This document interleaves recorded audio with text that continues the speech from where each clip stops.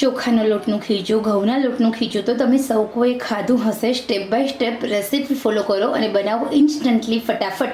નાની નાની ભૂખમાં ખાવાની મજા આવે એવું જુવારના લોટનું ખીચું. ચલો જોઈએ રેસીપી. એકને એક સરખું ચોખાના લોટનું ખીચું ખાઈને કંટાળી ગયા છો, રાઈટ? તો આજે બનાવો સરસ મજાનું જુવારના લોટનું ખીચું. અહીંયા આપણે એક વાટકી જુવારનો લોટ લીધો છે, તો સામે આપણે એક આખી અને એક અડધી વાટકી પાણી લેવાનું છે. 2 ચમચી તેલ, અડધી ચમચી જીરું અને સાથે ટેસ્ટ અકોર્ડિંગ નમક. આ જુવારનો લોટ છે ગ્લુટેન ફ્રી હોય છે. આવું રેડી લઈ આવી છું જુવારનો લોટ. આરામથી તમને મોલમાં પણ મળશે અને કોઈ પણ કરિયાણાની શોપ પર પણ મળશે. જુવારમાં ઘણા બધા પોષક તત્વો છે. જુવાર પાચન તંત્ર વધારનાર છે. આ જુવારના લોટના ખીચામાં તમારે લસણની પેસ્ટ ઉમેરવી હોય તો પણ તમે ઉમેરી શકો છો.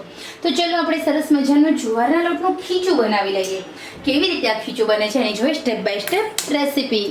તો અહીંયા હવે આપણે એક કઢાઈ લેવાની છે, હેવી બોટમ કઢાઈ, અથવા તો કોઈ એવું વાસણ તમારે લેવાનું છે જેની અંદર તમારે પાણીને ઉમેરી દેવાનું છે. 1.5 વાટકી પાણી ઉમેર્યા પછી આપણે એમાં નમક ઉમેરી દેવાનું છે, સાથે સાથે જીરું પણ ઉમેરી દેવાનું છે અને તેલ આપણે અત્યારે 1 ચમચી ઉમેરીશું, 1 ચમચી પાછળથી ઉમેરીશું. હવે આપણે આ પાણીને ઉકળવા દઈએ. જેવી રીતે આપણે ચોખાના લોટનું ખીચું બનાવીએ છીએ એ જ રીતે આ ખીચું બનશે. તો અહીંયા આપણે આ લોટ છે, પાણી છે એને એકદમ વધારે ઉકાળવાનું છે. એના કારણે પાણી કાચું ન રહે. ઓછામાં ઓછું 6 મિનિટ સુધી તમારે પાણી ઉકાળવાનું છે. તો ચલો આપણે પાણીને ઉકળવા મૂકી દઈએ. તમારે મસાલા ખીચું બનાવવું છે તો તમે આમાં હળદર અને મસાલો ધાણા જીરું એડ કરી શકો છો, પરંતુ અહીંયા આપણે એક સિક્રેટ મસાલો ઉમેરવાનો છે જેના કારણે આપણું જે ખીચું છે વધારે ટેસ્ટી લાગશે. તો હું કયો એવો સિક્રેટ મસાલો એડ કરવાની છું એ ખાસ જોજો તમે. તો હવે આપણે આ પાણીને 6 મિનિટ માટે ઉકળવા દઈએ. તો અહીંયા 6 મિનિટ થઈ ગઈ છે. પાણી આપણું જે હતું એના કરતાં અડધું થઈ ગયું છે. તો હવે આપણે થોડો એડ કરતા જવાનો છે જુવારનો લોટ. લમ્સ ન રહે એનું આપણે ખાસ ધ્યાન રાખવાનું છે અને હલાવીશું.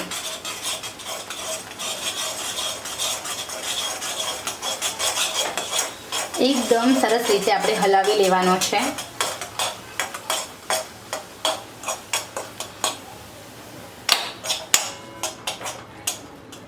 હવે આપણે 1 ચમચી તેલ ઉમેરી દેવાનું. તેલ ઉમેરીને પણ આપણે હલાવવાનું છે. હજી આપણું ખીચું પ્રોપર બન્યું નથી.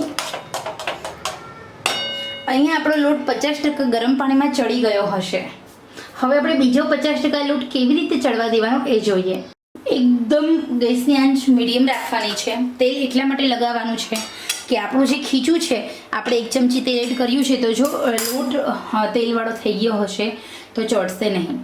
ગેસની આંચ એકદમ સ્લો ટુ મીડિયમ રાખવાની છે. લોઢી મૂકવાની છે. લોઢી ઉપર આપણે જે વાસણમાં ખીચું બનાવ્યું છે એ વાસણ મૂકવાનું છે અને આપણે લીડ કવર કરીશું.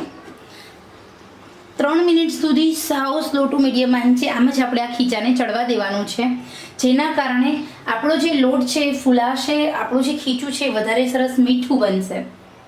તો જુવારના લોટના ખીચાને તમે આમાંથી લઈને સ્ટીમરમાં પણ પાણીની વરાળે પણ બાફી શકો છો, પરંતુ અહીંયા આપણે એની કંઈ જરૂર નથી. આ જ વાસણમાં ધીમી આંચે આપણું ખીચું ચડી જશે. તો ચલો આપણે 3 મિનિટ સુધી આમ જ ખીચાને ચડવા દઈએ. તો અહીંયા 3 મિનિટ થઈ ગઈ છે. 3 મિનિટ પછી આપણે જોઈએ તો વાવ, એકદમ સરસ મજાનું આપણું ખીચું બન્યું છે. આપણે હવે હલાવીશું. તમે જોઈ શકો છો ચમચી સાથે બી ખીચું ચોંટતું નથી. તો બસ આવી રીતે ચીકાશ વગરનું ખીચું બની જાય આપણું, એટલે આપણું આ ખીચું રેડી છે બનીને. હવે આપણે એક વાસણમાં આ ખીચાને લઈ લેવાનું છે. તો અહીંયા એકદમ સરસ મજાનું ટેસ્ટી એવું આપણું જુવારના લોટનું ખીચું બની ગયું છે. આપણે આમ વચ્ચે તમે જુઓ ચમચી સાથે બિલકુલ ચોંટતું નથી. જો કાચું હોય ને તો ચોંટશે. એટલે આપણો લોટ એકદમ સરસ ચડી ગયો છે. હવે આપણે એમાં વચ્ચે તેલ 1 ચમચી જેટલું અને સાથે સાથે જે મસાલો સિક્રેટ કીધો હતો એ છે આ મેગી મસાલો. લાલ મરચું છે એને બદલે જો તમે આ મેગી મસાલો ઉમેરશો તો તમારું ખીચું વધારે ટેસ્ટી લાગશે. એક થોડુંક તેલમાં પણ આપણે આ મસાલાને ઉમેરી દઈએ. તો અહીંયા એકદમ ન્યૂ ટેસ્ટ સાથેનું આપણું સરસ મજાનું જુવારના લોટનું ખીચું બનીને રેડી છે. ચોક્કસ તમે નવો નાસ્તો અલગ ખાજો.